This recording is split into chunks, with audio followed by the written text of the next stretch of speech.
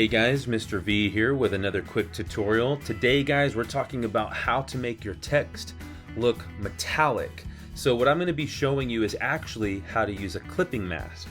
So you can actually try this technique with probably any kind of a layer, but I want to apply it to text because honestly I just think it looks really cool.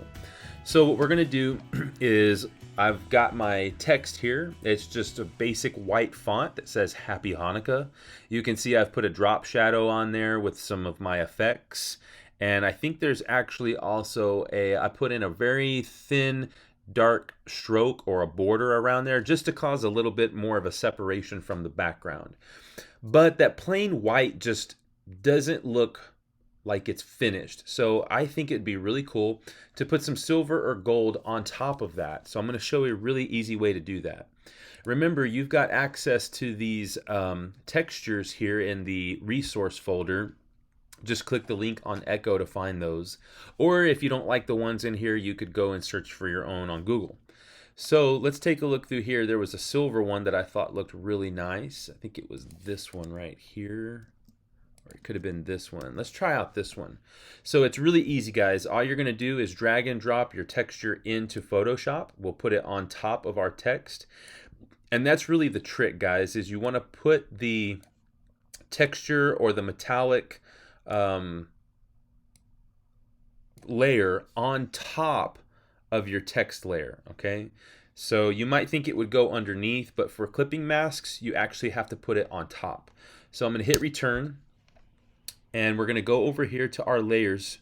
And what I'm going to do is, you see here's my text that says Happy Hanukkah. And on top of that is the metal silver texture. So all you're going to do is right click. You don't even have to rasterize it. You just right click and choose Create Clipping Mask. So as soon as I click that, check out what happens. Isn't that cool? So that maps right onto my text. Even if I transform that with Command T, you can see if I move that around, it's only showing up in the text, in the letters. Pretty awesome, right? And I can even rotate it and kind of make it fit those letters better.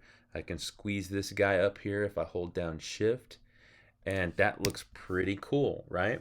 So an even better way to make it look like 3D or like it's metal or metallic is to actually go back to our text layer. I'm going to click my effects.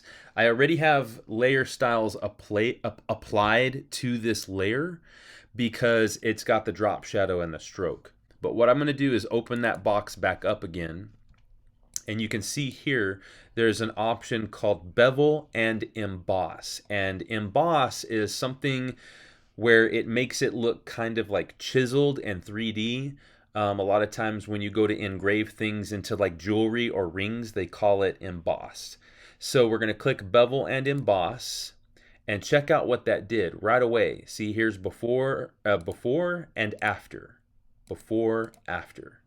And you can choose kind of like the size if you want to. I don't want to go with something too dramatic.